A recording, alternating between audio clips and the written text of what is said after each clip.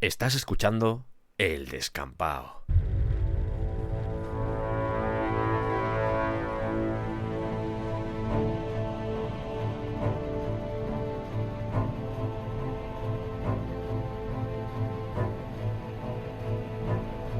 Bienvenidos al Descampao.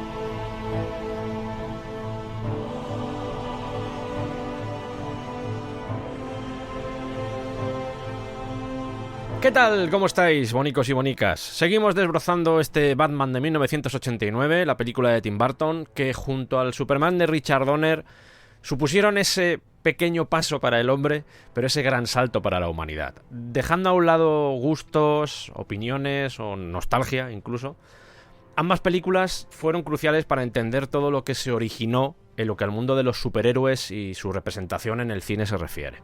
Superman puso la primera piedra, eso es impepinable, demostrando que lo imposible podía ser real, podía ser posible, pero Batman remató la jugada, porque llegó justo en el momento y en el lugar precisos. Pues sí. A la sazón, provocando esa fiebre increíble, pocas veces vista hasta la fecha, que fue la Batmanía. Ay, Dios mío. Y me imagino que si estás aquí es porque has escuchado las anteriores entregas, pero yo por si acaso pues te cuento un poco de qué hablamos en ellas. Aún así, vete a escucharlas porque no tiene mucho sentido que andes por aquí. Pero bueno, no pasa nada, no me molesta. En primer lugar, además de repasar los antecedentes del personaje en el mundo audiovisual, pues hablando de su aparición en el cine, en los seriales, relatamos la historia de aquel niño que juró defender el honor de Batman ante todas las cosas mientras apretaba el puñito. Nos sumergimos en la ingente cantidad de guiones y tratamientos que pasaron por esta producción, así como la cantidad también ingente de directores que en algún momento sonaron, rumor mediante, para dirigir esta película. 10 años de preproducción en los que pasaron muchas cosas que conseguimos sintetizar de la forma más perspicua posible. Madre, ya empieza. Nos quedamos justo cuando Tim Burton arriba al proyecto de forma activa y la producción recibe luz verde.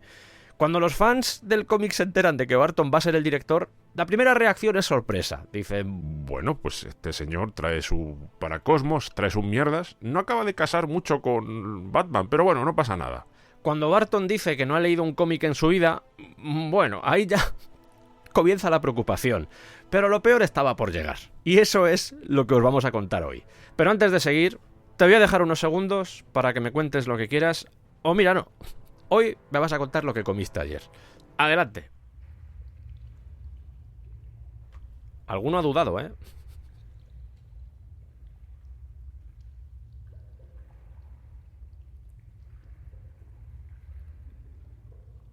Y hablando de comer, ¿qué menú tenemos preparado para hoy? Pues hoy toca zambullirse en todo lo relacionado con el elenco que terminó apareciendo en esta película. Pero le vamos a añadir algo más. Aprovechando el amor que profesamos a los cómics, tanto Santi como yo, pues vamos a dejar unas pinceladas sobre los personajes. Son iguales que en las viñetas. ¿Cuáles son las diferencias? ¿Cuál es el origen? ¿Qué arquetipos maneja? Y lo más importante, ¿Están buenas las croquetas de Bruce Wayne? Estupendas. ¿y con quién voy a llevar a cabo tal empresa? Bueno, pues si escuchaste las entregas anteriores, sabrás que viaja conmigo mi Dr. Watson particular, con mallas, es un Dr. Watson con mallas, o tal vez un Sebastián Moran, también con mallas. Madre mía. Es un gusto tener en el Descampao a alguien que no solo sabe mucho, sino que además es una de las personas más desopilantes que conozco. Y eso es bonito porque yo intento rodearme de gente que sabe mucho, de buenas personas, y además, si me hacen reír, pues eso es maravilloso. ¿Qué tal, Santiago Negro? ¿Cómo estás? Yo es que siempre pienso que de espalda ganó mucho, ¿vale? Es verdad. Y sí, y las mallas son como muy de Robin, ese verdecito horrible. Y oye, estoy mono, ¿para qué decir lo contrario? Hola a todos, encantado de estar aquí como siempre. Queda muy bien. Ya. Yo es que ya sabes que con cualquier cosita. Lo dicho, que como siempre encantado, porque, bueno, ya como ha quedado claro a lo largo de los programas anteriores, yo también tengo una historia especial con esta película, tengo una historia especial con Batman, así que vamos aquí a vomitar conocimiento sobre el personaje, si podemos, y bueno, sobre todo disfrutar del viaje, aunque aquí ya se viene con miedo, ¿vale? Porque en este sitio se sabe cuándo se entra, pero no cuándo se sale. ¡La cúpula del trueno! Tras tú. Dos entran, el gato sale. Lo que sí te puedo decir, Santi, es que este programa va a estar libre de trazas de Frank Zappa. Al menos en principio. Te miro con desconfianza. La palabra es desconfianza, porque no te creo. Ya. Es como si yo te digo que no voy a invocar el sacrosanto nombre de Zack Snyder en los próximos minutos. Nos estamos mintiendo el uno al otro. Vivimos en una mentira. Total, es así. Fíjate que he dicho algo al principio sobre el tema de las opiniones y yo soy consciente de que esta película no le gusta a todo el mundo. De hecho, hay pocas películas que le gusten a todo el mundo. Pero aquí, más allá de entrar en opiniones, más allá de entrar en subjetividad, y siendo conscientes de que la propia nostalgia a veces puede hablar por nosotros porque tenemos muchas emociones atadas a esta producción, más allá de todo eso, aquí lo que importa es la historia de un chaval que se obsesionó con llevar a su personaje favorito del cómic a la pantalla de la forma no solo más fiel, sino también más digna. Todo ese proceso es realmente lo que nos interesa aquí, porque pasan muchas cosas. Es una historia fascinante que trasciende incluso el hecho de que la película te pueda gustar o no. Así que yo espero que, más allá de la opinión personal que puedas tener con respecto a este film, te dejes llevar por todo este proceso que os estamos narrando, porque al final lo que os estamos contando es cómo una idea que tiene un chaval, se puede convertir en eso que tú ves en la pantalla cuando te sientas en una sala de cine. Que eso ya sería bastante magia, ¿no? Sí. Contar todo el proceso de creación. Pero es que además, como tú también has dicho al principio, hablamos de una película que cambia el paradigma. Sí. De que a partir de aquí, la idea de que una película de superhéroes puede ser rentable hasta límites insospechados, hace clic en la cabeza de los productores. Y otros 10 años después tendríamos un Spider-Man que también nos cambia completamente la industria del entretenimiento. Y además, también es importante porque quizá estamos poniendo sobre la mesa el mayor fenómeno que trasciende la película desde la Guerra de las Galaxias. Venta de merchandising, la fiebre que tú has comentado, que, sí, que se apoderó de una sociedad que convirtió a Batman en un icono pop, más allá de los cómics, que era mucho más de nicho, ¿no? Y evidentemente no hay una estadística de esto, pero me gustaría saber cuántos chavales de entre los 6 y los 12 años cogieron un cómic por primera vez después de ver esta película y se metieron en este mundo tan apasionante y tan bonito que a nosotros nos alucina, ¿no? O sea, que es una película importante más allá de que te guste o no te guste. Y más allá de los errores que pueda tener. Sí, y errores notables que ya los hemos hablado de ellos y vamos a seguir hablando de ellos. Y vamos a seguir hablando de ellos porque aquí, sí, está esa patina de nostalgia y todo lo que queráis, pero somos conscientes de lo que hay. Uh-huh. Pero aún así, insisto una vez más, quedaos con esta historia porque es fascinante. Y además, lo bonito que es, a pesar del tiempo de las películas, de lo que hemos leído, de lo que hemos estudiado, lo bonito que es seguir viendo las películas desde la perspectiva, desde los ojos de un niño de 9 años, eso no nos lo quita nadie. Eso no lo quita nadie, efectivamente. Eso es. Yo me llamo Sergio, esto es El Descampado y me acompaña Un servidor. Santiago Negro. Y comenzamos este viaje. Vamos a tejer este tapiz que compone el Batman de 1989. Apóyanos en Patreon. Allí estamos analizando discos, estamos haciendo cineclubs, subo programas exclusivos, bastante contenido. Y si realmente te gusta lo que hago y crees en este proyecto, es el mejor sitio para apoyar mi trabajo. También tenemos merchan, camisetas, chapas, incluso puede que en breve tazas. Me contactáis por mail o por donde queráis y me preguntáis. Os recuerdo que estamos en Gotham, acabamos de llegar, estamos en la estación ahora mismo, de hecho. Hay mucha gente aquí en esta estación, está esto como muy... Esto es la punta. Igual es que la gente quiere huir de Gotham o algo así, Santi, podría ser. Sí, no, pero es que hay tanta gente que entra como sale. Es un picadero de esperanza, es esta ciudad. Es raro, sí, sí. De hecho huele un poco a pis. Es que claro, Gotham, igual que con todos los personajes, ya hablaremos de Gotham, Sí. también tiene varias fases más luminosas, fases más oscuras, fases más terribles, pero la metáfora de Gotham como, efectivamente, fábrica de embutidos con la esperanza de la gente, eso no nos lo va a quitar nadie y aún así, la esencia de Batman es tener fe hasta el último momento en el que esta ciudad se puede salvar. Si te parece, vamos a ir al hotel, que Sí. está relativamente cerca, vamos paseando y así nos impregnamos ya del ambiente. Impregnar de es la Gotham. palabra. Sí, sí, sí. Esta ciudad impregna, salpica. Ambiente untuoso, creo que sería la palabra. Untuoso, me gusta esa palabra.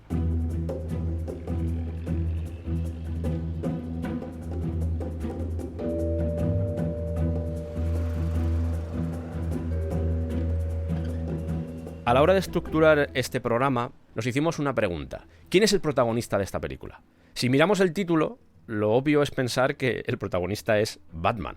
Todo gira alrededor de él. Y es posible que para los guionistas fuera así.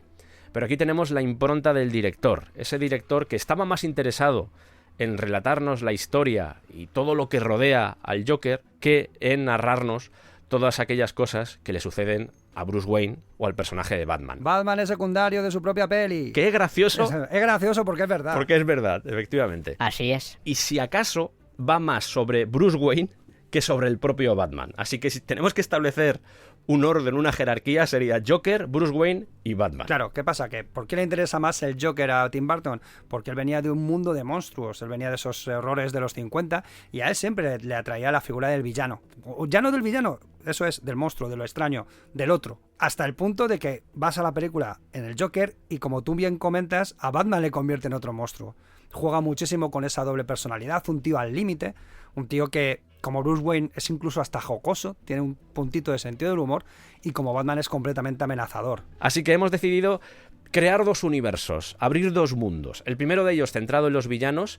En ese mundo de los villanos, no todos los personajes que van a aparecer ahí van a tener maldad per se en su naturaleza, pero sí al menos van a tener relación con algunos de los personajes más oscuros que aparecen en este film. Y por el otro lado, el universo del héroe, el universo de Batman, con personajes como Vicky Vale o Alexander Knox, que en el fondo contribuyen a que la historia tenga ese juego constante de luz y de oscuridad, del bien y del mal. Aunque a veces, como le pasa siempre a Tim Burton, se desdibuja bastante dónde está un lado y dónde está el otro. Dicho esto, empecemos por el villano de la película, el protagonista para nosotros de la película y también para Tim Burton. El Joker.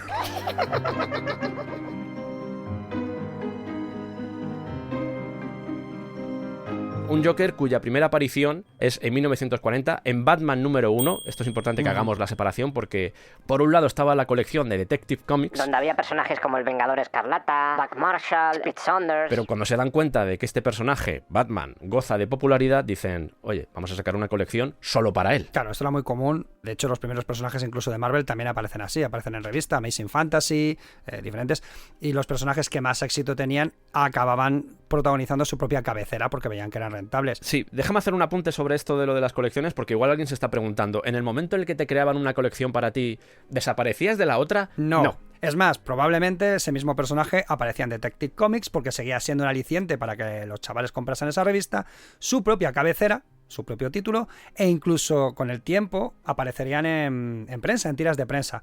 Que esto era muy importante porque llegar a la prensa era una publicidad tremenda para que la gente se enganchase al comic book. Claro. Así que era normal ver al personaje en diferentes facetas y además era curioso porque digamos que cada uno de esos formatos permitía contar historias diferentes del mismo personaje. Las tiras de prensa solían ser más dinámicas, se tenía que contar en muy poquito espacio, íbamos todo mucho más rodado. Y en el cómic propio del personaje al revés, se podían incluso extender historias en varios números y empezar a trabajar con subtramas que hacían mucho más complejo las historias que nos estaban contando. Incluso el tono variaba mucho porque eran muy conscientes del target que se iba a acercar a esas historias.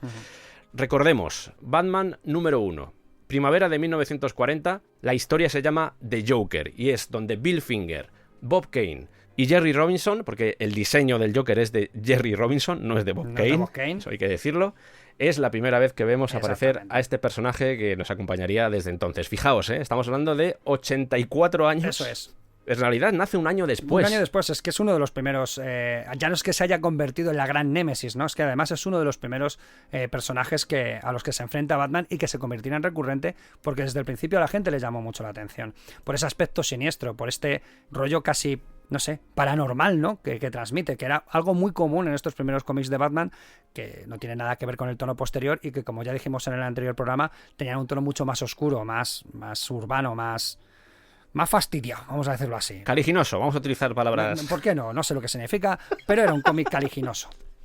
Bien, ¿qué ocurre? Que era un criminal al uso, pero que lo importante era el extraño aspecto que tenía, esa sonrisa siniestra, casi demoníaca, ¿no? Que, bueno, tenía un referente, que muchos de vosotros ya sabréis, que es una película de 1928, El hombre que ríe, protagonizada por Conrad Veidt, que tiene esa efigie, ¿no? Es uno de los trabajos de maquillajes del cine mudo más recordados, porque también tenía esa efigie sorprendente y maléfica. El hombre que ríe en realidad es una historia de Víctor Hugo, es una historia además muy chunga. L'homme qui rit, de hecho la película da muy mal rollo, es un personaje que da muy mal rollo, que en el fondo encierra esa presencia ominosa que después vamos a ver en el Joker, más allá de que después haya prostéticos y todos los efectos especiales que podemos ver en la película de 1989, pero esa esencia mal rollera está ahí. Y lo que cuenta esta obra de Víctor Hugo es cómo venden al hijo de un noble, cuando es muy niño, a un grupo se llama comprachicos, compraniños. Estos le deforman la cara, le hacen esa mueca, esa sonrisa forzada y lo ponen a pedir por la calle. Está esta versión de 1928, pero esto es curioso porque en 1966 Sergio Corbucci, que es muy conocido por el tema de los spaghetti western, también hizo su propia versión. También he encontrado, con referencia a esto, a esta efigie, a esta faz que muestra o que lleva consigo el Joker, que ya digo que da bastante mal rollo, incluso en los cómics, a veces por ese componente naif que tiene todavía el dibujo, si dibujaba aquí Bob Kane, que vete tú a saber si dibujaba realmente él, porque yo de este señor desconfío continuamente, pero si dibujaba él, ese toque naif a veces a la hora de mostrar al Joker es uno de los elementos que da mal rollete. Claro, cuando hablamos de naif no hablamos de ese personaje más titiritero que veríamos a partir de los años 50, pero hablamos de que el dibujo de Kane era bastante esquemático en ese sentido. Rústico. Vamos a decir rústico. Sí, no era un tío elaborado. Claro, y eso creo que aumenta más esa sensación de mal rollo. Pero ya digo, hay una influencia más, y esto no sé si es una cosa que se han inventado, yo encontré la información, pero parece ser que Jerry Robinson se basó, además de la versión de Víctor Hugo, se basó también en cosas que había escuchado sobre bandas gitanas, que según contaban, en ocasiones, para vengarse de cosas que había hecho otro clan, cogían a los niños, les hacían ese rictus y cuando iban creciendo, tú veías que tenían ojos tristes, pero que estaban sonriendo todo el rato.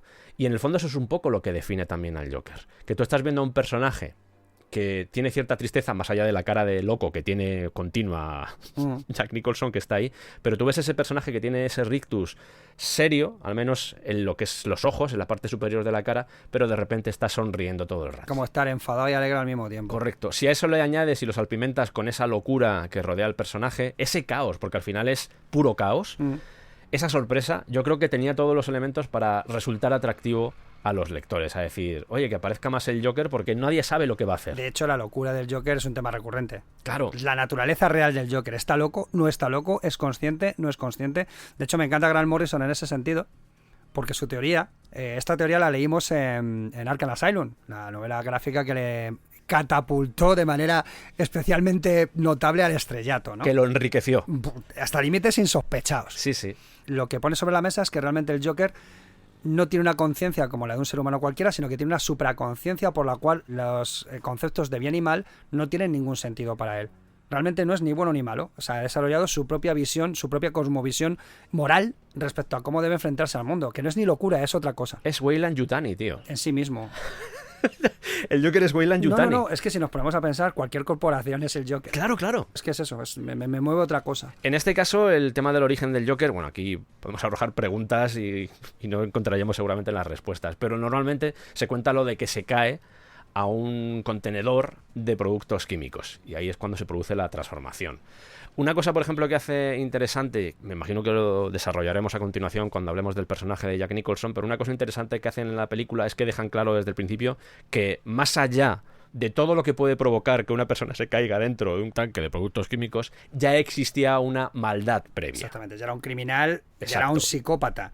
Lo que ocurre es que cuando sale de la muerte, porque realmente el Joker renace, aparece alguien nuevo, aparece alguien que la poca moralidad que podía tener el personaje principal desaparece absolutamente. Entonces Jack Napier, que es como ya hemos dicho que se llama el personaje, realmente muere en ese tanque de ácido y lo que surge es un monstruo todavía peor, porque dentro de lo que cabe, Napier todavía se rige, entre comillas, por las reglas humanas.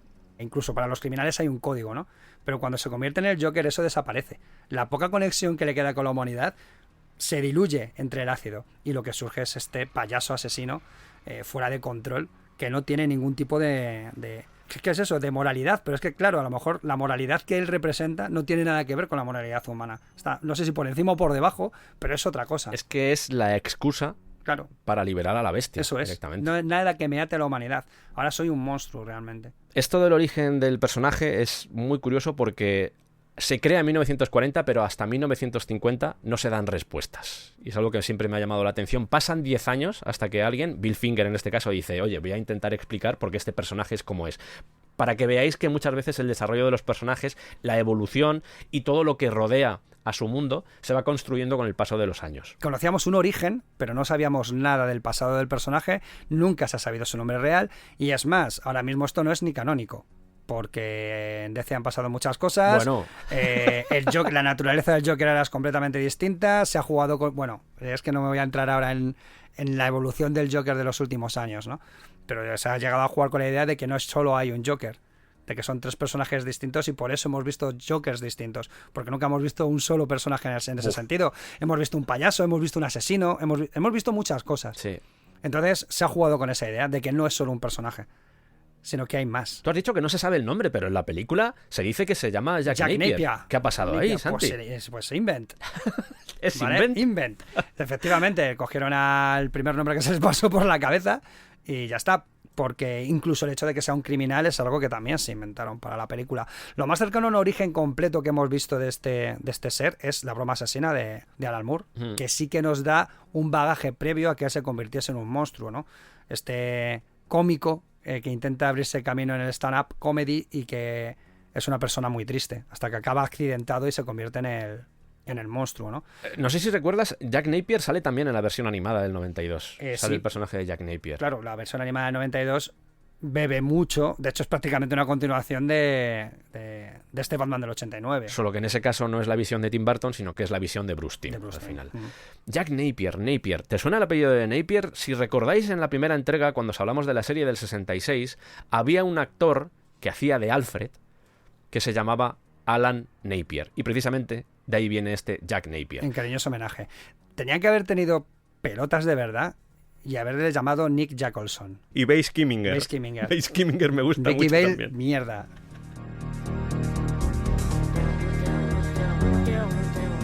También he encontrado otra explicación, que me imagino que es gente simplemente que se pone a buscar cosas y da con ello y dice, ¿no será por esto? Yo estoy seguro de que lo hicieron por Alan Napier. Además, lo han dicho incluso escritores. Es muy común, sobre todo cuando te has leído los guiones, que metan muchas referencias a Bob Kane, muchas referencias a Bill Finger, muchas referencias a Jerry Robinson. Siempre hay como citas en un personaje, en el nombre de una isla, en el nombre de un edificio. Siempre suelen aparecer. Y creo que en este caso es bastante evidente que viene por Alan Napier. Pero siempre hay gente con tiempo libre que hace lo siguiente. Hay un término medieval que es jackanapes. Se escribe jacanapes y significa una persona que es un poco idiota, ¿Cómo? que se asemeja a un simio. Esa sería un poco la traducción. Ok. También puede entrar aquí alguien que es engreído, impertinente, un niño travieso. Grant Morrison, como es una enciclopedia andante del mundo de los superhéroes, llama a un gorila con ese nombre en Batman, Jackanapes. No sé si por este motivo o simplemente porque es un juguetón y se le ocurrió esa palabra, No, porque pero él conocía una palabra medieval que nadie usa. Es Grant Morrison. Es escocés, o sea... Seguramente en Escocia esta palabra sea de uso común. este es el típico ejemplo de algo que no tiene mucha trascendencia, pero que yo os cuento porque lo he encontrado y me ha llamado la atención. Pero yo insisto que Yo también cuento con la idea de que fue un homenaje. O sea, es que ahora mismo, Sí. si le contamos esto a un productor de Batman, esto de, que fue por la palabra ¿Qué? Jackanapes, y el tío levantando la ceja dice, ¿qué estáis diciendo? No sé de qué me habláis. En el cómic no aparece por ningún lado el nombre del Joker, eso vaya por delante, y siempre se utilizan todo tipo de argucias, de triquiñuelas, para que el nombre no se pueda leer. A veces simplemente le dicen señor, otras veces aparece tapado por una cabeza, juegan bastantes... Y creo que en cierto modo parte de la esencia y algo... yo creo que le sucede también un poco a Lobezno, sobre todo en la primera época, ahora ya se ha dado mucha explicación sobre su pasado, pero ese tipo de personaje del que no se conoce de dónde viene y tú construyes... Tú intentas entender por qué se comporta de esa forma, más allá de lo que tú dices de que el mal a veces no tiene explicación o no hay por qué buscar explicación al mal.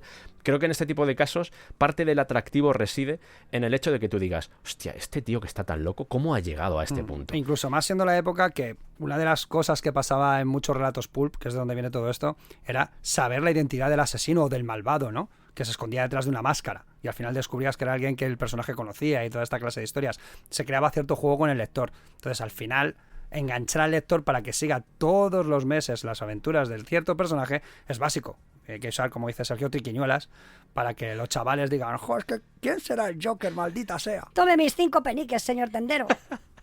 Y funcionaban. Claro, bueno, y sigue funcionando. Aquí estamos nosotros como idiotas comprando Batman todos los meses, ¿eh? A partir de los 70 sí empezó a...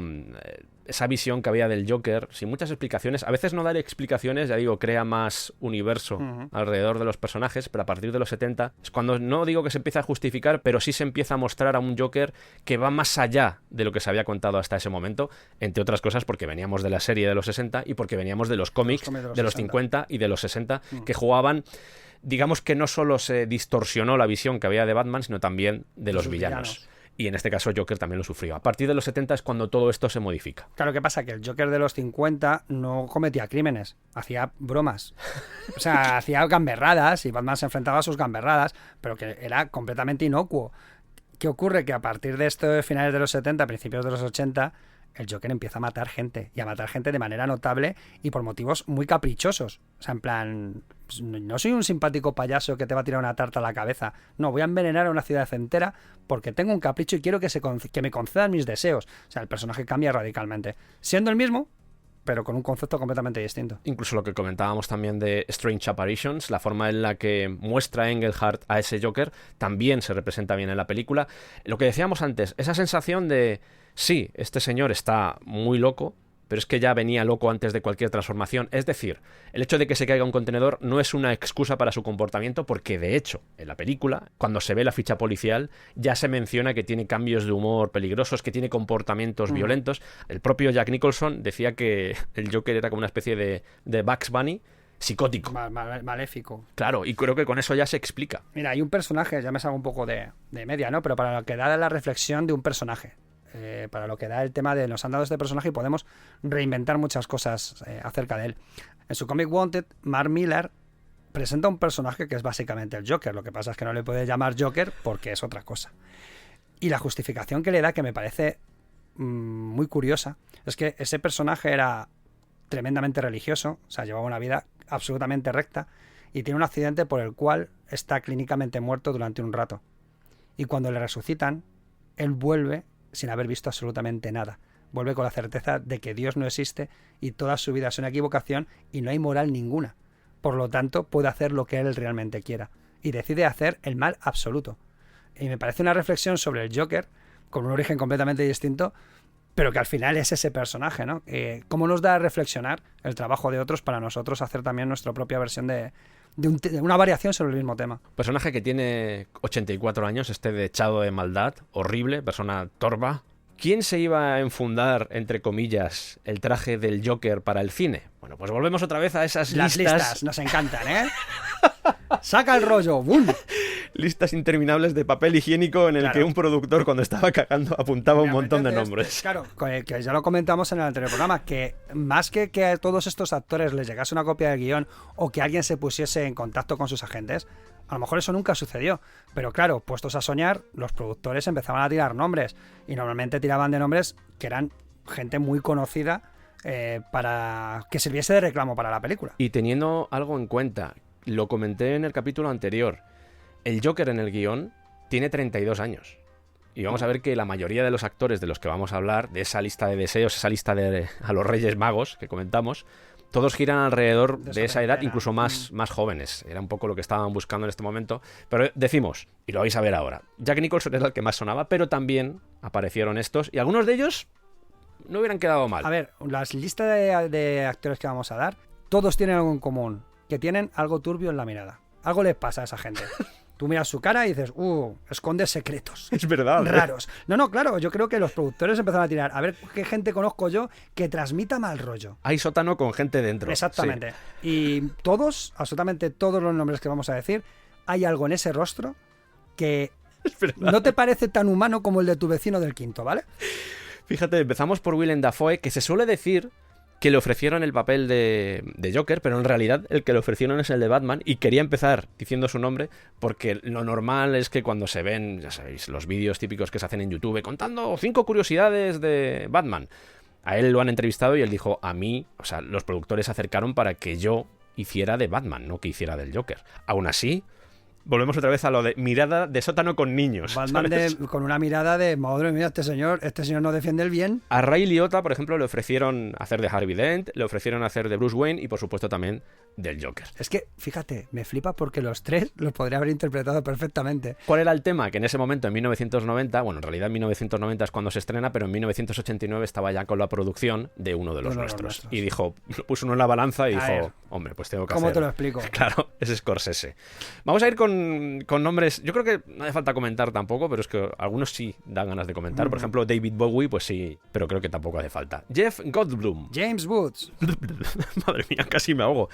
Donald Sutherland. John Lithgow. John Lithgow, que ya lo comentamos. Brad Dourif. Robert Englund. Por supuesto. Robert De Niro. Alan Rickman, que me parece súper curioso. John Malkovich. Y bueno, Christopher Lloyd. Cara de loco definitiva. Tim Curry. Volvió a sonar otra vez. Tim Curry acabó haciendo también... Creo que por ese año más o menos acabó haciendo de Pennywise. De Pennywise, sí. En It. Sí, igual. Debería estar rodando la película porque It se estrena en el 90. Sí. O sea que tenía que estar ocupado también. Además que esa película, al final no deja de ser un telefilm de 2 capítulos, si no me falla la memoria, Sí. pero digamos que es larguilla y me imagino que la producción llevó un tiempo. Y además que fue un pelotazo. En la lista de deseos también aparecía Wilhelm von Homburg, que esto es Barón de Besolandia. O sea, ¿quién es ese señor? ese es el que hace de Vigo el Cárpato en Los Cazafantasmas 2. Vigo, maestro Vigo. Y Los Cazafantasmas 2 se estrenó en 1989, en el mismo año. De hecho, fue uno de los rivales que tuvo Batman en la taquilla. Rival que fue vapuleado de manera miserable en el round one. La realidad es que más allá de todos estos nombres, que bueno, algunos de ellos puede casar más o menos, la realidad es que Jack Nicholson estaba desde el principio como la opción principal para la productora. Incluso Aslan, en aquella historia de 17 páginas que había escrito de veinteañero y que presentó a todos los estudios y en todos los lugares le decían, no, gracias, incluso ahí ya aparecía alguna referencia a esto podría hacerlo bien Jack Nicholson. Tim Burton menciona que él no, en ningún momento... Tim Burton, vamos a ver, cabeza en viento un poco... Sí, Tim Burton, los recuerdos que tiene sobre sus propios rodajes son tambaleantes. Son vagos. Vamos a hacerlo son así. vagos, sí. Yo creo que dice cosas al tuntún. Sí.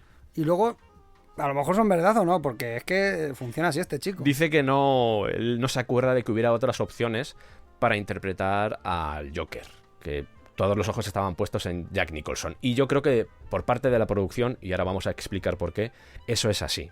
Pero él tenía otras opciones. Estaba por ahí, por ejemplo, Brad Dourif, que lo hemos mencionado antes. Brad Dourif es el que hace de lengua de serpiente en El Señor de los Anillos, o del muñeco diabólico, que yo creo que es el personaje, es el que le da voz al muñeco diabólico. Estaba también John Glover, que sale en la película En la boca del miedo, es el que hace del director del psiquiátrico. No sé si os acordáis de esa película. Menciono además lo de La boca del miedo porque es un film que a Sante y a mí nos gusta especialmente. Nos gusta más que comer con las manos esa película. Pero, como digo, realmente todos los ojos estaban puestos en Jack Nicholson. Lo de John Lithgow, que lo mencionamos en el programa anterior, esto hubiese sido preocupante. Recordamos que Joe Dante estaba interesado, contactó con John Lithgow y le dijo, ¿a ti te gustaría hacer del Joker?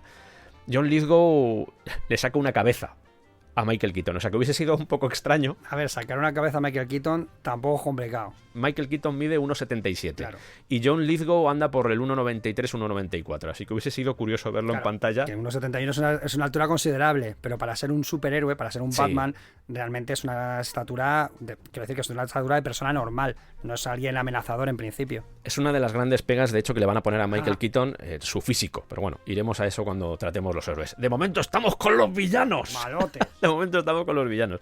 Como digo, Jack Nicholson estaba casi desde el principio, su nombre estaba sobre la mesa. Incluso para Bob Kane. Bob Kane, otro que también... Sí, dice 3 palabras y 1,5 son mentiras este señor. Tal cual. Bob Kane dice que en el momento, en 1980, cuando ve El Resplandor y ve una fotografía del señor Torrance mirando a la cámara fijamente con esa cara de loco, dijo, este es el Joker. Ya está. Quiero a ese Joker. Claro que sí. Sea como sea, John Peters, nuestro querido productor, nuestro productor favorito. Pero un obrero del cine, un currante del celuloide, madre mía. Mientras están rodando Las Brujas de Eastwick en 1986, él es uno de los productores de esa película y se acerca a Jack Nicholson y le dice, ¿A ti te gustaría ser el Joker? al principio, por supuesto, como tiene que ser, como cualquier estrella, Jack Nicholson se hace el remolón, dice, pero ¿qué haga del Joker? Y yo, hombre, pues no sé, no... Cuando están con todo el tema de la preproducción, yo deduzco que es cuando ya Tim Burton ha sacado a la luz Beetlejuice, que es cuando ya hay interés y ya se da luz verde. John Peters le paga un billete de avión a Nicholson y le dice, vente a Londres, que estamos construyendo lo que va a ser la ciudad, lo que va a ser Gotham, y así te empapas un poco de lo que queremos hacer, a ver si te interesa participar en esta película o no. Lo curioso es que Jack Nicholson, creo que esto ya lo mencionamos, era fan del cómic, Eso es. le gustaba el cómic. Le encantaba Batman además desde casi su aparición. O sea, que era un tío. Y además él decía que el Joker, de hecho, era uno de sus personajes favoritos. O sea, que Es que Jack Nicholson es del 37, de 1937. Y claro, el primer número, es de 39. por lo tanto, le pilló durante toda su infancia Sí, prácticamente. creció con Batman. Podemos decir que aprendió a leer con Batman. Que por cierto, esto de 1937, en la ficha policial que he mencionado antes, donde aparecen todas las enfermedades mentales de Jack Napier, la fecha de nacimiento que figura en ese papel es la de Jack Nicholson, así como curiosidad, que es el 22 de abril de 1937. Esto es mierdas que te van dejando por la película, que te puedes dar cuenta y dices, anda, qué curiosidad más curiosa. Esto de que Jack Nicholson hubiera mamado el cómic de Bill Finger y de Bob Kane fue muy positivo, porque una de las primeras cosas que le dice Nicholson a Tim Burton es, oye, mira, esto es importante, Batman es sinónimo de oscuridad. Claro.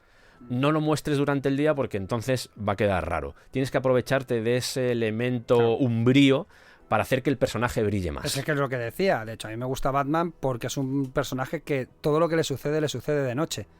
Incluso él decía que le encantaba ese tono de los cómics de Batman a nivel visual.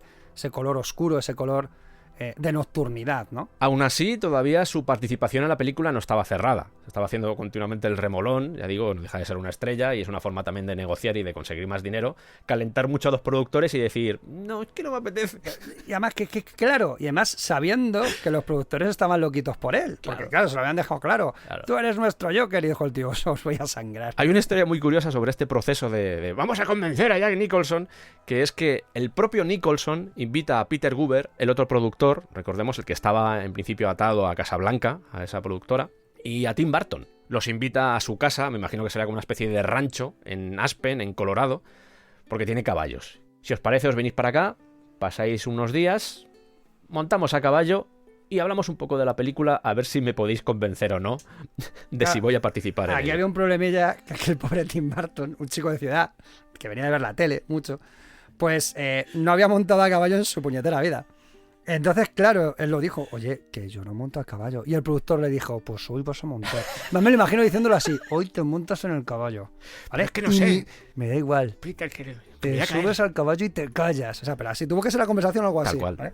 Porque claro, era la manera de convencer a este zumbao de que por fin interpretase al Joker. Así que tuvo que ser un poquito tenso. Se suele decir que después de esta reunión Nicholson quedó convencido, pero ¿cuál fue el detonante final? Bueno, pues el detonante final hace que pongamos nuestro foco en la figura de Robin Williams. ¿Por qué? Porque a Robin Williams también se le había ofrecido el papel del Joker. De hecho, Robin Williams estaba bastante a favor de interpretarlo. Todavía había algunos flecos pendientes, pero quería hacer la película, estaba interesado en hacer esa película. ¿Qué pasa? Que los productores en realidad no tenían un interés real en que Robin Williams participase en la película. Lo que querían era utilizar su sí, su confirmación, para ir a Jack Nicholson y decirle, oye, ¿sabes qué? Bueno, hay un actor que ha dicho que sí. Eso no te lo va a creer, Jack, ¿eh? Jack. Tú eras, ¿eh? Tú eras. Alguien ha dicho que sea Batman, alguien va a hacer de Joker. Tú podías ser de Joker, pero bueno, está ahí Robin Williams, tú eras, es decisión tuya. Y se supone que es ahí cuando Jack Nicholson dice, vale, venga, lo hago yo. Lo hago yo. ¿Qué pasa? Que a Robin Williams le dicen, mira, que al final lo hace Jack Nicholson. Y le sentó mal. Le sentó bastante mal. Por lo que sea. Y dijo, pues no quiero volver a hacer una película con Warner Bros. Después de esto. Cosa que se puede entender, es como, tío, ¿me habéis utilizado para conseguir a Jack Nicholson? ¿Esto es de coña o qué? De hecho, Lo gracioso, lo gracioso de todo esto lo divertido, lo jocoso. es que años después volvieron a contactarle para hacer de Enigma, del Acertijo, en Batman Forever. Esto es lo que cuenta la leyenda. Y hay una opción en la que se dice que él lo rechazó, dijo, no. No me lo vais a hacer otra vez, amigos. Pero hay otra opción en la que se cuenta que se lo volvieron a hacer otra vez con Jim Carrey. Jim Carrey no estaba convencido, fueron a Robin Williams dijo, venga, vale. Fueron a Jim Carrey, le dijeron, oye, que Williams ha dicho que sí. lo mismo, tú verás. Aquí tengo un contratito guapo que si me lo firmas ahora, fin, ¿eh? Los mismos productores con la misma voz, ¿te imaginas? Tú verás, Jim, Robin lo va a hacer, así que depende de ti. Puede ser Enigma, te hace ilusión, tú verás. Y además me imagino al productor yéndose allí diciendo, joder, 2 contratos igual y Tim Burton sigue sin saber montar a caballo.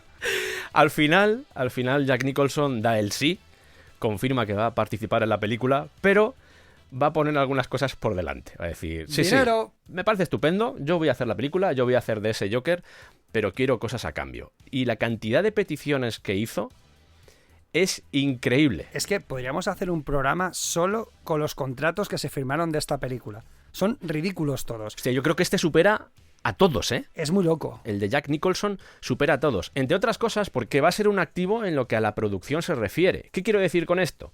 Que va a tener toma de decisiones en lo que a la producción se refiere. Vamos con algunas de las cosas. Él dice, vale, cualquier cosa que esté relacionada con mi maquillaje, yo tengo que supervisarlo, yo tengo que aprobarlo. Cualquier cosa que esté relacionada con mi vestuario, con los diseños que rodean al personaje del Joker, yo tengo que aprobarlo. De hecho, el encargado del maquillaje de la película, que va a ser Nick Dudman, tuvo que esculpir diferentes diseños de lo que iba a ser la cara del Joker para que Jack Nicholson dijera, Jack Nicholson, y me imagino que los agentes o el agente de Jack Nicholson dijera, vale, todavía se le sigue viendo la cara, que esto también es muy de actor, de muy estrella, de lo de decir, sí, pero tampoco me transformes la cara entera porque a mí lo que me interesa es que se siga viendo que soy Jack Nicholson. Pero no acaba ahí. ¿Cuál sería el salario, Santi, que iba a pedir? A ver, el salario como tal no es ninguna barbaridad. Ya. 6 millones de dólares para la época, para un estrellón. Tampoco, hombre, está bien. Que él normalmente ganaba 10. Claro. Digamos que se bajó el Sí, sueldo. Pero el tío era muy cuco. Claro. El tío era muy cuco. Por eso digo que era un visionario que lo vio venir. se hizo una Alec Guinness. Dijo, me vais a dar un porcentaje de los muñequitos y de las camisetitas y de las tacitas. Ah, bueno, eso no va a ser Eso no mucho. pa- Bueno, pues claro, ¿qué pasa? Que ganó unos 50 millones de dólares nada más que en productos de merchandising, del porcentaje que tenía de merchandising, para que veáis la animalada de merchandising que se vendió entonces, porque un solo tío que se había llevado un porcentaje relativamente bajo del merchant, se llevó 50 kilos, que con la inflación al cambio de hoy son unos 100 millones de dólares. Yo he llegado a leer que en aquella época no fueron 50, sino que fueron 90. Me lo creo. Que siguiendo un poco el tema de la inflación y haciendo cálculos así a vuela pluma, o sea que Pues tampoco... cerca de 200 millones de Correcto, dólares. Una prox. Correcto. O sea, una auténtica salvajada. E insistimos, tampoco son porcentajes de me quiero llevar yo qué sé, el 80% Sí, del que a lo merchandising. mejor era un 1% del Sí, merchant. un 1 o un 5%. Y solo con eso 200 kilos. se enriqueció. Claro, lo vio venir. Dijo, bueno, pues hombre, 6 millones de dólares está bien, ¿eh? A mí me dan para vivir un par de meses. Sí, ayuda bastante. ¿Sabes? O sea, tapas unos agujeritos y ya está. Más peticiones de Jack Nicholson. Quiero aparecer el primero, esto se veía venir, yo soy la estrella, quiero aparecer primero en lo que son los carteles, en los títulos de crédito, esos que tanto nos gustan. ¿Ves? No solo Tim Burton estaba convencido de que el Joker era el protagonista, Jack Nicholson también. También. ¿Sabes quién hizo lo mismo? Marlon Brando en Superman. Si Sí, te fijas, sí, lo recordamos. Si te fijas en Superman, que es un poco también lo que se produce, ese duelo de... Aunque aquí, digamos que el estatus que tenía Michael Keaton no es el mismo que va a tener Christopher Reeve, pero aún así, volvemos otra vez a esa lucha de Marlon Brando diciendo, no, yo quiero aparecer el primero, que soy la estrella. Pero de todas maneras, Marlon Brando aparece 5 minutos y Sí, va sí. a tomarse un café. Jack Nicholson sí que realmente tiene un protagonismo en la película. Y además, cómo se hizo esa película... Claro. Que ya hablamos de ella, por cierto, ya metemos cuña, rodajes infernales, etcétera, etcétera. Pero es que, madre mía. Del tío no aprendiéndose diálogos, teniendo que salir la gente con cartulinas con el guión O sea, escrito. no o sé sea, si creo que lo contamos, pero Sí. cuenta la leyenda de que escribía los diálogos en el pañal del niño. Cuando levantaba al niño leía los diálogos directamente escritos en el pañal. O sea, es que ese hombre no le gustaba trabajar y ya está. Pero Jack Nicholson sí... Sí, aparece, sí. Iba cuando quería, que esa es otra, que aparece aquí en el contrato, que tenía libertad horaria e hizo lo que le dio la gana. O sea, aparecía cuando se acordaba de que tenía... Hostia, que tenía que rodar. Y aparecía por allí en bata. Oye, que hay partido de los Lakers, me tengo que ir. Tal cual, ¿eh? O sea, estaba por contrato que se había partido de Los Ángeles Lakers, el tío tenía que ir a su partido y no podía Y rodar. llegaba... Claro, y además que... A ver, Jack Nicholson en esa época, otra cosa no.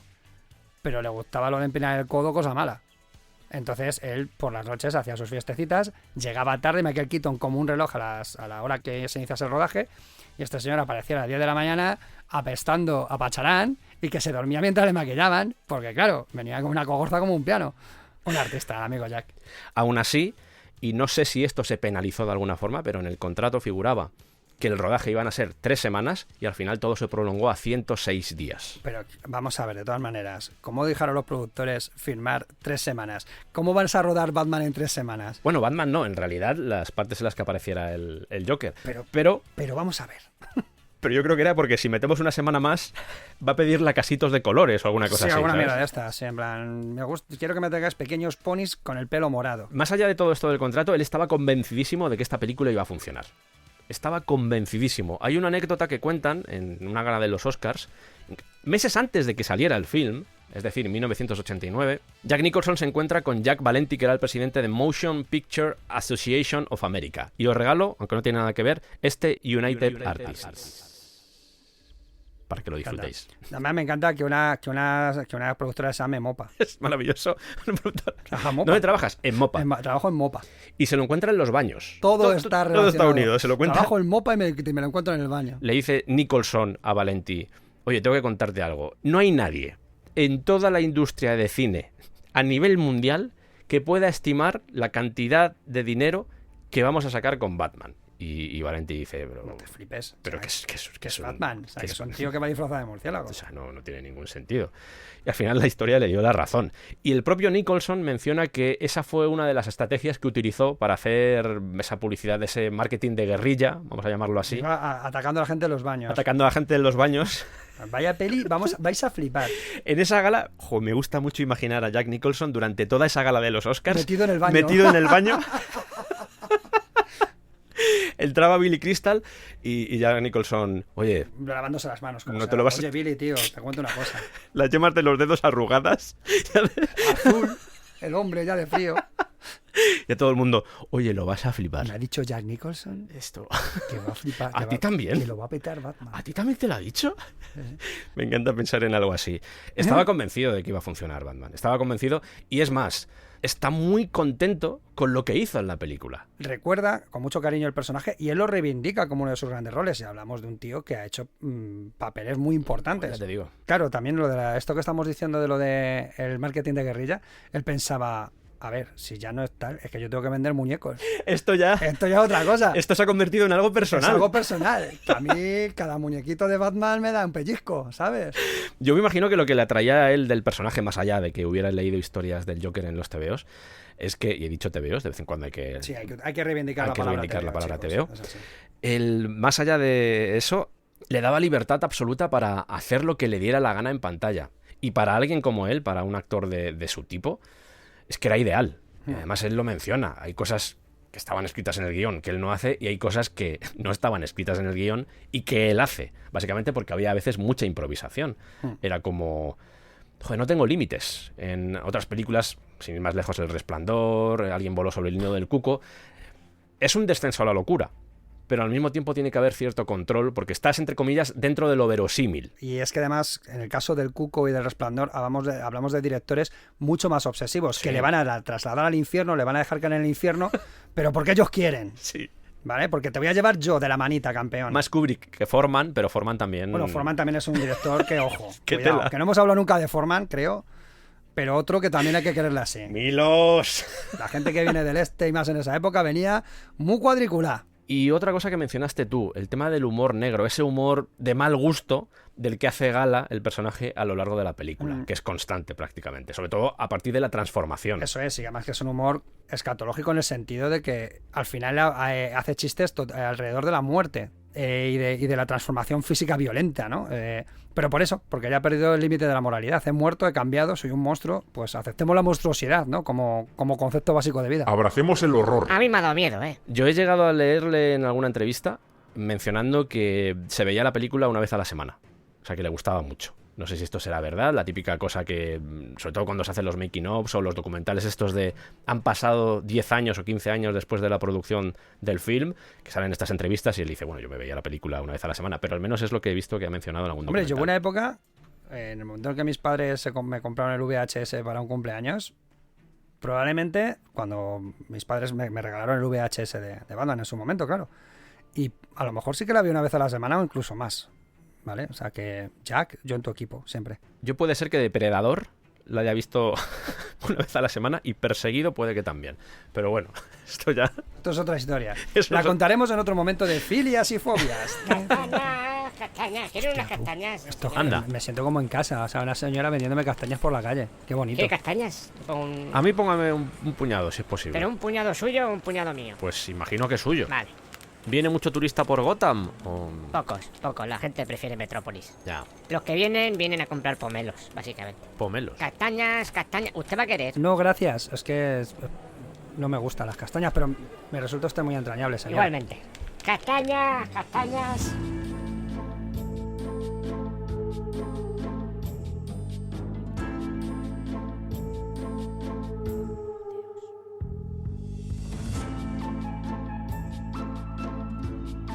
Y hombre, Jack Nicholson es muy importante y podríamos hablar un montón de Jack Nicholson, del personaje. Me imagino que esto, al final haremos un capítulo de análisis y profundizaremos más en la psicología de los personajes y todo eso, aunque ya estamos arrojando elementos. Estoy apretando el culo ahora mismo, chicos. Te entiendo perfectamente, yo también lo estoy apretando, pero sí molaría, en este caso molaría centrarse un poco de dónde venía Jack Nicholson, las producciones incluso con Roger Corman. Tiene una historia Jack Nicholson bastante potente, pero Y bueno, el Nicholson de los 70 que es... apoteósico. Exacto. Esa es la palabra. Es apoteósico. Pero hay que seguir. Y ya que tenemos a Jack Napier, tenemos a el Joker, hay que mencionar al que hace del joven Jack Napier, que es un actor, bueno, en realidad ni siquiera era un actor, la historia es bastante rocambolesca porque Hugo Blick terminó en la película casi de rebote. Cuentan las leyendas que, si no Jack Nicholson, algún otro miembro del equipo lo vio paseando por el estudio donde estaban rodando la película y dijo, ostras, la cara de este tío igual nos puede servir para representar a ese Jack Napier que mata a los padres de Bruce Wayne. Y tiene una cara muy característica, la verdad es que expresa un montón, ya digo que no, él sobre todo se ha dedicado al guión, a la producción, a la dirección. El típico tío entre bambalinas. Pero que de repente, pues, no va a ser el único caso que suceda en esta película, va a haber más casos de gente paseando por el estudio y dice, oye, tú me puedes servir, y acaban en la película. Y tiene esa sonrisa además... siniestra. Diabólica, esa mirada incluso acerada que da bastante cosica, y lo hace bastante bien. La verdad es que sí, tiene 30 segundos de la película, pero son 30 segundos bastante memorables, ¿eh? Es más, evidentemente la cara de Jack Nicholson la tenemos todo grabada en la cabeza, pero la cara de Hugo Blick en esos 30 segundos también se te clava, ¿eh? Es un tío con mucha personalidad, quizá para hacer ese papel no hubiese servido para otra cosa en la vida como actor, pero hay que reconocer que esos 30 o 40 segundos que está en pantalla hace suyo ese momento. Para hacer de Jack Nicholson en cualquier otra película. Que sale de joven Jack Nicholson, Pues venga, yo pues salgo yo. Pero además las cejas, todo está muy bien seleccionado. Es que hasta el pelo, ¿eh? Hasta el pelo, efectivamente. Esas entradillas que tiene Jack Nicholson, ese pelo a lo Norman Osborn. Él dice que a veces, cuando sus niños eran chiquiticos, ponía esa sonrisa que traza en la película para asustarlos. No, que tu padre te haga eso... De hecho, ¿qué ha pasado? Que, claro, el hijo de Jack Nicholson va a protagonizar Smile 2. Por lo que sea. Es verdad. Tenemos a Jack Napier, que ya lo hemos cubierto con Jack Nicholson y con Hugo Blick. Y, por supuesto, el jefe de Jack Napier es Carl Grissom, que es un trasunto de Rupert Thorne, como ya hemos mencionado muchas veces. Aquí sonaron varios nombres, sonó Martin Landau, en realidad cualquiera yo creo que hubiese quedado bien porque son todos actores con personalidad. A mí Martin Landau me parece demasiado suave para este papel, quizá. Pero precisamente a veces a través de la suavidad los personajes... Ya, más maldad. Claro, da más mal rollo. También estaba Christopher Lee, hubiese sido curioso. Además yo creo que seguramente a Tim Burton le hubiera molado meter a Christopher Lee. Hubiese entrado con las penas temblando. Y Albert Finney, que no acabo de verlo, pero también es un poco nos sucede como con Martin Landau, que hubiese quedado ese papel ahí... Ahora que has dado tú ese matiz, sí. Si hubiese trabajado esa maldad tras el rostro amable, quizás, ¿no? Al final se elige y te voy a decir su nombre, porque Jack Palance es el nombre artístico, te voy a decir el nombre. Adelanto que él viene nacido en Estados Unidos, este actor, pero es de familia ucraniana, y el nombre es Volodymyr Ivanovich Palahniuk, como el escritor. Como el escritor. Palahniuk. Así se llama Jack Palance. Ganador de un Oscar, entre otras cosas, Jack Palance. Podría haber sido actor o general en el frente de Afganistán. Es correcto. Me flipa. Es correcto. Tim Burton sabía que el papel, en cierto modo, era para él, para Jack Palance, por su presencia, por su importancia. Fíjate que estábamos hablando antes de esas miradas aceradas, y en este caso Jack Palance tiene esa mirada. Yo intento retrotraerle a toda la etapa del western y eso, los personajes de villano que al final en muchos casos protagonizaba Jack Palance. Pero bueno, más allá de eso, Tim Burton cuenta una anécdota, porque parece ser que Jack Palance no tenía algún problema de oído. Y entonces... a veces decían ¡acción! O decían ¡vamos a rodar! Y Jack Palance estaba fumándose un piti, un cigarro. un cigarro fuera. Y era como, Jack, que te toca rodar.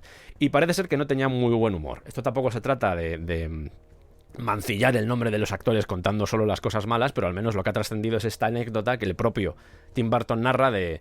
Ostras, de repente le dije, oye, Jack, que tenemos que ir a rodar. Y me dijo, ¿cuántas películas has hecho tú? Me imagino que no se lo dijo tan amable. ¡Soy el puto Jack Palance! ¿Cuántas películas has hecho tú? Yo he hecho más de 100 películas. ¿Cuántas has hecho tú, niña, toda despeinado? ¿Sabes? ¡Mequetrefe! Exacto. Exacto. Mequetrefe. Usó la palabra mequetrefe. Usó la palabra mequetrefe. Mequetrefe en inglés. Mequetrefe. Y claro, para Tim Burton, que en el fondo era uno de sus héroes, claro. supuso un shock, porque era como, ostras, este tío para mí era... claro, era una leyenda y de repente me está echando la bronca y fue como, ostras. Aún así, él reconoce que, como he dicho antes, fue importante para la película. No, y hace un buen trabajo, porque además ya no es el hecho de la presencia de este gángster que tiene una pinta de gángster, Jack Palance, de mucho cuidado, Sí. es que además le da un tono irónico que funciona muy bien en su relación al principio con Jack Napier, que tiene un toma y daca los dos brutal, porque desde el principio hay tensión y de hecho la caída de Jack Napier la provoca su jefe, Carl Gleason. Y es eso, el toquecito de mala leche que utiliza en su relación con Jack Napier, a mí me ha gustado mucho siempre. Hablabas de la traición y un personaje clave en ese puzzle, en ese triángulo amoroso que se forma alrededor de esa traición es Alicia Hunt. Alicia Hunt es la novia de Grissom y es amante de Jack Napier a la vez. De hecho, como tú decías, todo se desencadena porque Carl Grissom se entera y dice: vaya, voy a tener que tomar aquí cartas en el asunto. Pues eso, descubre el pastel de este triángulo, que claro, aquí ninguno de los tres estaba bien de la cabeza, porque claro, vamos a ver a los monstruos después, vamos a ver la transformación de Jack Napier, ahora vamos a hablar de la transformación de Alicia, y a Grissom no le da tiempo a transformarse, porque le pasan cosas. Pero ya se mascaba la tragedia desde el momento en el que aparecen estos personajes en pantalla. Y solo a través de las miradas. Eso es. Son todo miradas, de hecho hay una que es muy explícita, que Jack Napier mira a Alicia Según sale del ascensor. y Carl ya. Grissom dice: vaya, voy a tener aquí que hacer cositas. Así que no quedabais para tricotar, ¿eh? Entiendo. El personaje lo interpreta Jerry Hall, que está guapísima en esta película. De hecho, tiene un toquecito años 30. Claro, De de pin-up. De pin-up, exactamente. Y funciona además el pelo y todo, Eso y es, está el guapísima. El vestuario femenino de esta película, ojo, cuidado, ¿eh? En el caso de Jerry Hall, que puede parecer que estoy diciendo el nombre de un hombre, pero es Jerry Hall, es una chica. De hecho, ahora os contaré cosas de ella. Pero en el caso de Jerry Hall, no sé si es el mismo encargado de vestuario de Kim Basinger, porque Kim Basinger tenía a alguien centrado solo en ella. Pero aún así, quiero decir que todo es... Sí. me parece que es una salvajada de diseño de producción, todo el apartado de cómo tratan el aspecto de las mujeres en esta película, me parece bestial. Y fíjate que sale muy poco en la película, porque estamos hablando de 1 minuto y medio, una cosa así, sale muy poquito, pero aún así brilla. Y es un personaje que se recuerda y... Igual que a Marlon Brando le puedes quitar de Superman y no pasa nada, a esta chica la quitas y pierde mucho Batman. Porque ya no solo el eje sobre el que gira la relación malsana entre los dos villanos, ¿no? Es que gran parte de la monstruosidad de Joker Ahí está. se plasma en ella. Es terrible. Como está retratado con ese humor negro, parece que no. Pero es posiblemente uno de los momentos más terribles de toda la película, de todas las salvajadas que hace el Joker, posiblemente es lo que le hace a Alicia. Que se supone que le echa ácido en la cara y se la deforma. Y va con esa máscara que a mí me recuerda mucho a Los ojos sin rostro, a la película. Sí. Juega un poco con... Con el referente de la película. No es que todos los personajes que lleven máscara blanca en algún momento tengan que ver con Los ojos sin rostro, pero sí me recuerda un poco a la película de los 60. A mí particularmente me produjo mucho shock. Y ya digo, es un personaje que aparece muy poco y, como tú bien dices, gana importancia precisamente por esa transformación. Ya desde el principio, la relación que tiene con Jack Napier da mal rollo. Joder, cuando le pone la mano en el hombro y Jack Nicholson, la mira con ese desprecio y dices no me tú... toques. Y cuando vemos ya la transformación, cuando ya le hace eso en el rostro y va con la máscara, hay un punto ahí de terror también, sobre todo cuando lo revela en ese museo, que dices tú, ostras. Y fíjate que tampoco la han maquillado para que parezca más pálida, se la ve demacrada, pero tampoco es Robert Englund en Pesadilla en Elm Street. No es ese extremo, pero aún así... Porque rompe la belleza. Eso es. Rompe la belleza. Ella es preciosa, ella es, vamos, una mujer increíble y con muy poquito la destruye. La destruye física y mentalmente. Es que y él lo llama arte. Y el comportamiento además que muestra ella durante esa secuencia, que está como adormecida, como atontada, es sumisa, como si fuera una especie de zombie que está caminando por la... Dominada, por sí. Sí. Es que la ha destruido. Es terrorífico. Jerry Hall, además, la forma en la que terminó en esta película es muy parecida a la de Hugo Blick, es el otro ejemplo. Ella había rodado un anuncio de chocolate en los Pinewood Studios, donde se estaba haciendo también la película de Batman. Alguien la vio y dijo, uy, esta chica nos puede salir. Esta chica mona.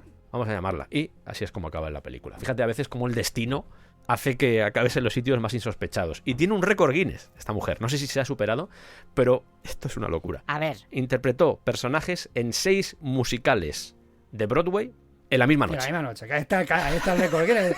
6 personajes en Broadway, pues tampoco es para tanto. No. La misma noche. Y al loro a los musicales. Acababa en uno, además, como lo cuentan, es muy gracioso porque acababa en uno y se iba corriendo a otro. En realidad están todos...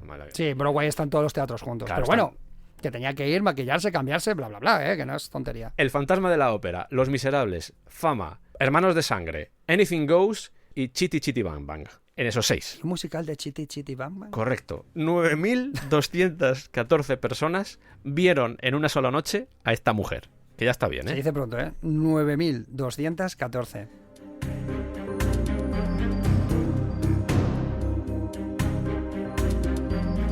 Luego en la película hay personajes más secundarios. Está, por ejemplo, el teniente Max Eckhart, interpretado por William Hootkins, que es un policía corrupto. Un arquetipo, el policía corrupto, que es el 90% de la comisaría de Gotham Central, ¿no?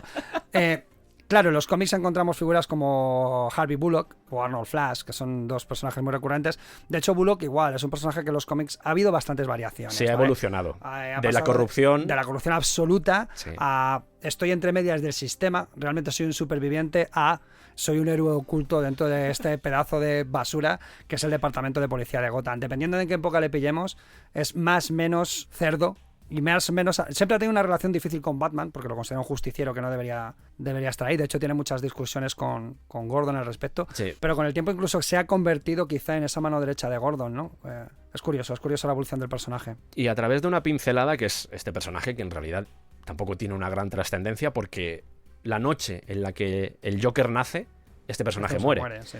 Pero simplemente con una pincelada ya te muestran que la corrupción es algo que no solo está en las calles, sino que también en aquellos que tienen que defender a los ciudadanos de Gotham, también existe esa corrupción. Todo está podrido. Es sistémico, es endémico. Las grandes fortunas participan de esto, los mafiosos se codean con los alcaldes. Es fastidiado. De hecho, bueno, aquí hay cierto momento en el que parece que la corporación municipal, junto con Harvey Dent como fiscal del distrito, tienen la intención de acabar con Grayson, ¿no? Lo que se nos deja ver en algún momento. Pero bueno, tampoco se trabaja mucho esa idea, más allá de que si Grayson es un delincuente, que están intentando atraparle por todos los medios legales. Más allá de que la película en algunos momentos tiene un tono, no voy a decir infantil, pero igual sí juvenil, se respira esa falta de esperanza. Es decir, los que se suponen que tienen que protegernos están podridos, así que solo la única esperanza reside en Batman. Yo creo que eso se respira bastante bien en la película. Finalmente están los secuaces que acompañan al Joker. Hay varios, vamos a decir los nombres porque, bueno, pues también se lo merecen. Hay uno que es así muy grandulón, que está interpretado por Mac McDonald. Uno que era campeón de taekwondo, que se llama Philip Tan, que es el que hace... Sí, el que pelea con Batman en el callejón. Y luego estaba Tracy Walter, que me gusta muchísimo la historia. No sé si esto estaba por contrato en el caso de Jack Nicholson, pero era amigo de Jack Nicholson. Y dijo, yo quiero meter aquí a un colega mío. Y Tracy Walter era colega de Jack Nicholson. Es el que hace de Bob. Que además, hay un momento en la película, y perdona que me salga un poco de lo que íbamos a contar, pero hay un momento en la película... You are my number one guy. Cuando después lo vuelve a hacer Jack Nicholson y es Bob al que le está diciendo tú eres mi número uno, hostia, ahí está sobreactuado todo a unos niveles. Pero además, me gusta porque al final está eso, toda la ironía metida y el propio... Me flipa cómo se acaba la escena, que es este tío poniéndose las gafas de sol y saliendo de la escena súper digno. And Bob, remember, you are my number one guy. Yes, sir.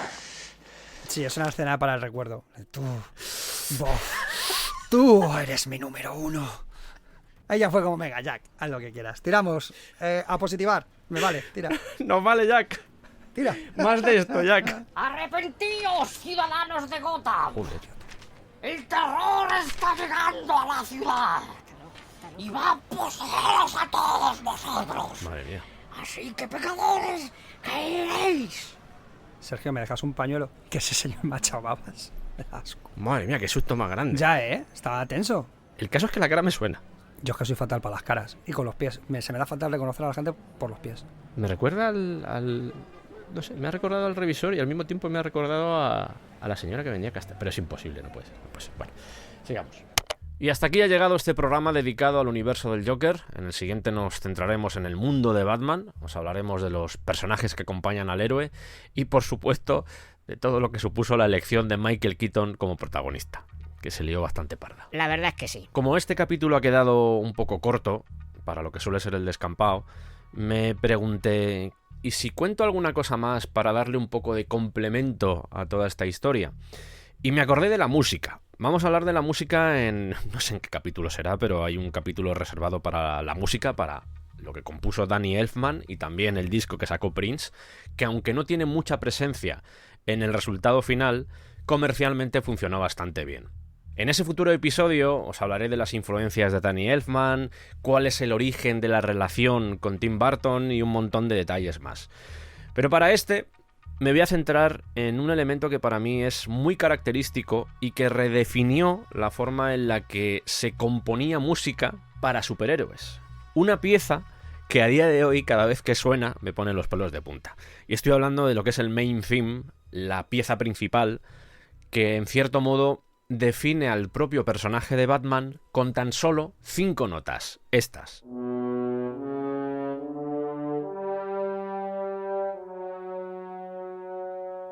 Siempre que Batman hace acto de aparición en la película, suenan esas 5 notas, de diferentes formas, a veces en contrapunto, utilizando diferentes instrumentos, a distintas velocidades. Siempre ese motivo de 5 notas va a aparecer citado en la música.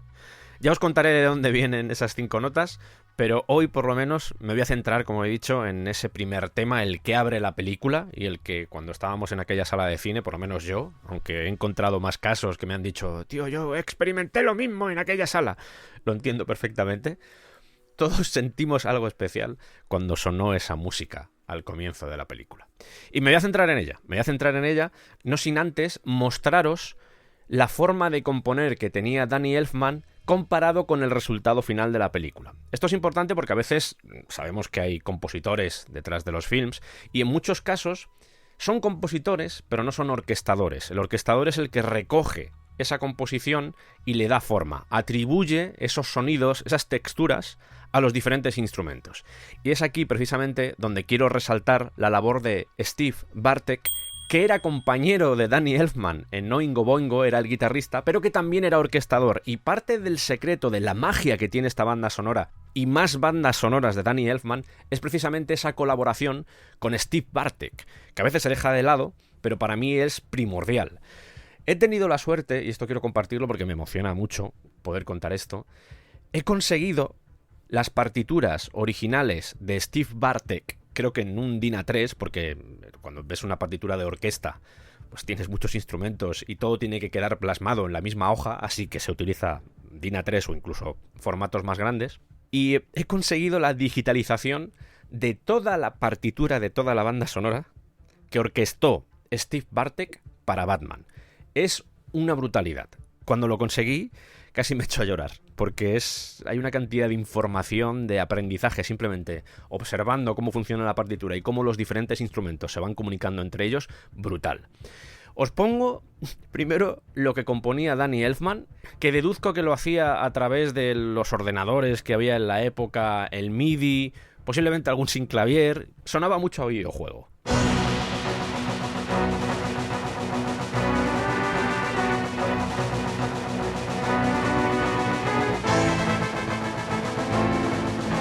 Claro, esto lo pasas por un orquestador y por una orquesta real y pasa esto.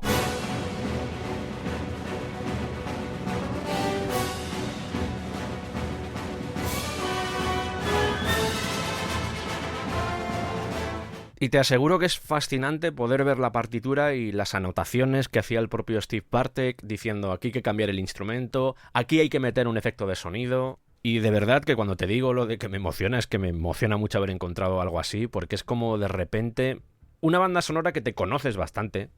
Yo creo que fue la primera que me compré, con eso te lo digo todo, o sea, imagínate. Y de repente poder observar a través de la partitura los detalles, cómo los diferentes instrumentos van creando las melodías, se van contestando unos a otros, a mí me sulibella. Me colma, te lo digo de corazón. Y como decía antes, más allá de que tengo la fortuna de poder ver la partitura, vamos a comentar un poco van a ser los 30 primeros segundos del tema, que igual parece poco, pero te vas a dar cuenta de que no es así, que pasan muchas cosas. Pero mi intención, más allá de escucharlo y desbrozarlo un poco a nivel analítico, sin tampoco volvernos locos, simplemente para que veáis cómo se construye una canción y cómo sobre todo se orquesta una canción, para mí lo importante es resaltar el trabajo de toda esa gente que queda un poco oscurecida por los grandes compositores, pero que hacen un trabajo excepcional. Estupendo. Os voy a poner los 30 primeros segundos sin hacer ningún tipo de comentario y comenzamos después con el análisis.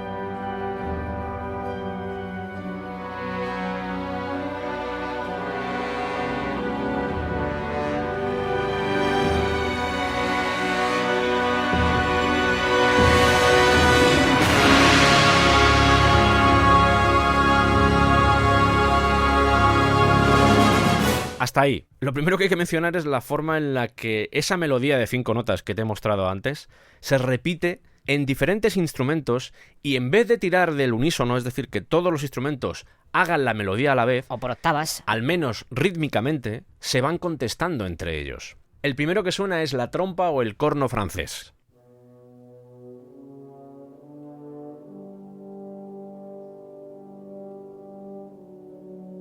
Normalmente en las partituras, cuando pone por ejemplo que el corno francés o la trompa tiene que tocar algo, vienen varios pentagramas porque no se trata de que todas las trompas hagan lo mismo. Dependiendo de las exigencias del orquestador, a veces se van a agrupar, por ejemplo, 2 trompas van a hacer lo mismo y otras simplemente vas a contar, por ejemplo, con 3 y cada una va a estar tocando algo diferente. Fíjate, en esta introducción de Batman hay una trompa que hace esto.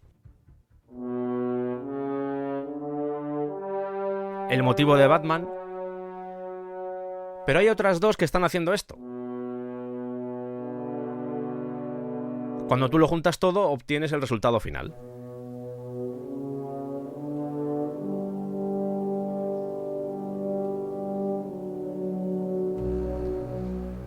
Precisamente ahí entra el contrabajo, que le empieza a dar cuerpo a la música.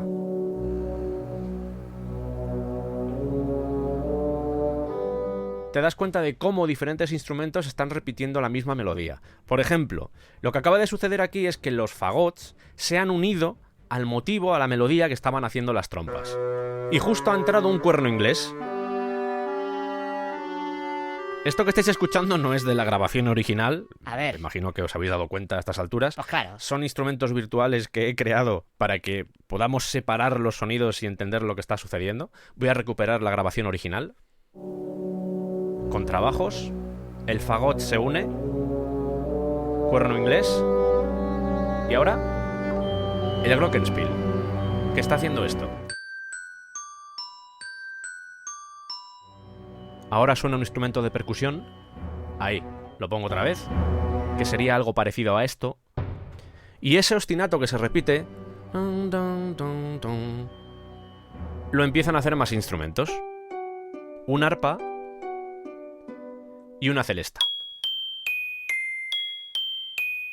El arpa se aprecia muy bien por el canal izquierdo. Ahora, por supuesto, las cuerdas están empezando a ganar importancia. Contrabajos y chelos. Violas y violines también.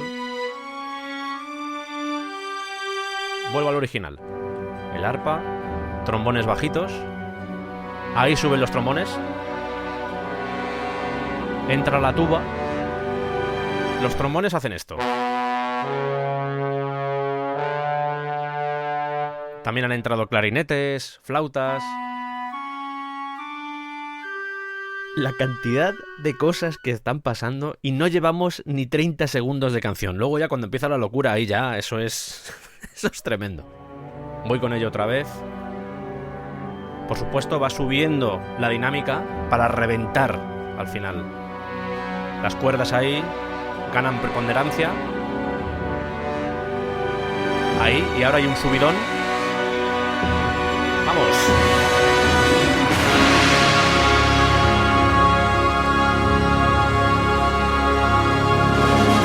es toda la orquesta, todos los instrumentos de la orquesta, dando esa nota, acompañados además de un órgano de iglesia y un coro. Pongo otra vez esa subida.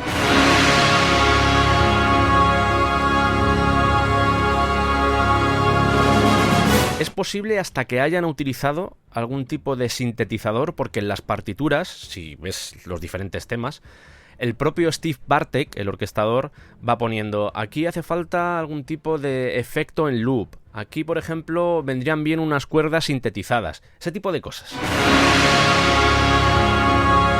Hay hasta un gong ahí.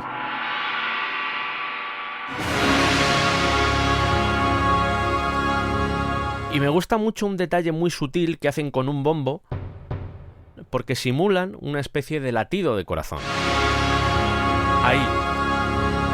Ahí otra vez. Lo marco yo. Pum, pum. Pum, pum. Importante. Si vas en el metro no te vas a enterar de nada. Así que este tipo de momentos, incluso los programas en los que hay mucho diseño sonoro, porque lo hay, por ejemplo, en el de Berto, en estos de Batman también, pues estoy introduciendo muchos ambientes, muchos efectos sonoros. Yo os recomiendo que los escuchéis en sitios silenciosos, en sitios donde podáis disfrutar de todo el trabajo que hay detrás de un programa del Descampado. Y en este caso, ya que estamos hablando de temas musicales, pues lo suyo es que no lo escuchéis con una máquina hidráulica en vuestro oído, sino que sea pues en un ambiente un poco más relajado. Es un consejo que os doy. Vosotros haced luego lo que os dé la gana. Lo pongo otra vez y vamos a hacer el ejercicio de intentar identificar cosas. Contrabajo. El cuerno inglés. Glockenspiel, celesta. Ese golpe de percusión. Entran las cuerdas. Cómo se nota el arpa ahí.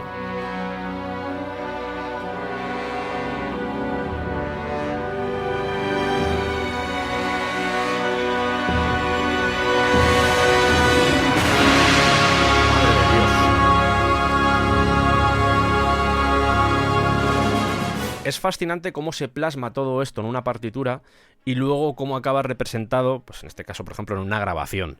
Os estoy hablando todo el rato de Steve Bartek, pero Shirley Walker tiene mucha importancia también en esto porque ella fue la persona que conducía la orquesta. Una cosa es lo que piensa o imagina el compositor y deja grabado, como hemos visto con Danny Elfman, lo que después traduce el orquestador en un formato de orquesta, con todos los diferentes instrumentos, viento metal, viento madera, percusiones, cuerdas, y luego el último eslabón, además de toda la gente que prepara esas partituras, que también es un trabajo bastante digno, el último eslabón es el conductor de la orquesta, que es, al igual que cuando tú vas a ver, por ejemplo, yo que sé, una obra de Stravinsky o de Mozart, que hay un director de orquesta que es el que marca un poco las pautas de cómo va a ser el sonido, es decir, esto tiene que ir más rápido, esto tiene que ir más lento, aquí tienen que subir más las cuerdas, tienen que bajarse un poco los metales, tiene que destacar este instrumento. En este caso, la conductora o directora de orquesta es Shirley Walker, que tiene mucha importancia en la propia historia de Batman, sobre todo en la música de Batman, porque es la que terminó dando forma a la música que luego se encontraría en la versión animada. Ella es la que seguramente asistió a Danny Elfman y seguramente también a Steve Bartek, o estuvieron en comunicación constante, y es la que terminó tomando ciertas decisiones, sobre todo en lo que se refiere a sonoridad. Obviamente, Bartek y Elfman seguramente estaban también durante el proceso de grabación, pero Shirley Walker, como directora de orquesta, tuvo mucha importancia en la versión final que luego vimos en la película.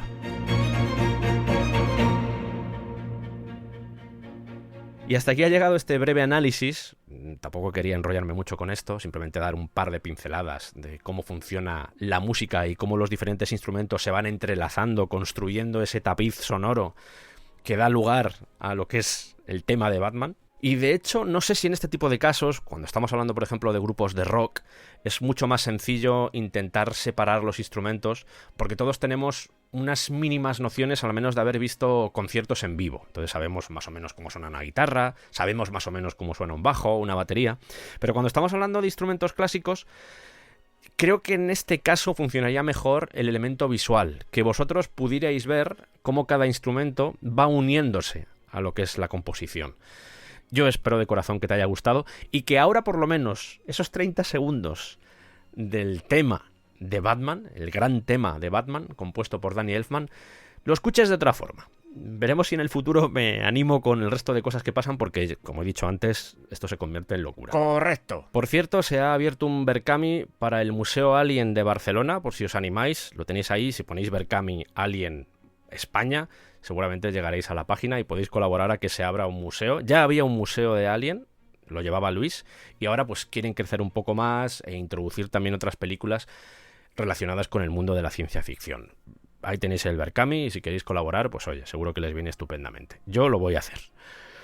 Y poco más. Un placer que nos hayas elegido para contarte mierdas. Aprovecho para agradecer también la buena acogida que han tenido los 2 episodios de Berto. No hemos dicho nada en la introducción porque este programa se grabó antes, al menos la parte en la que estaba Santi. Pero muchas gracias. Todos habéis señalado la buena sintonía que existía entre los dos, que se trataran temas profundos y al mismo tiempo se trabajara mucho la comedia, entre otras cosas porque los dos somos tontísimos. Él salió contento, sobrevivió a la experiencia, que en algún momento dudamos de que eso fuera a suceder, pero yo creo que si le propongo alguna cosa, me da la sensación de que se va a volver a apuntar. No sé, tengo la sensación. Nos vemos en el siguiente especial. Recordad, vamos a hablar de Batman y de toda la gente que lo acompaña, que no es poca. Gracias a todos.